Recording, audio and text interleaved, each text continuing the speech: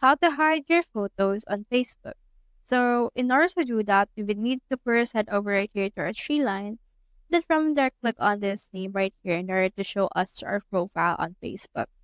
So let's hover to this photos right here, and then we can see in here all the photos we have uploaded. So for example, let's choose this one right here. Let's hide this. So in order to hide this, you can click on these three dots right here upper. And then from in there, you can see all of these things. Click on this edit privacy. And then what you can do is you can just head over and then choose only me as its privacy instead of friends or public right here. Just choose your only me right here. And then just go back and then this will save this. So right here, it will show up to you, but it will not show up people who will try to stalk you or visit your profile. So that's how you hide your photos on Facebook. Hope we helped.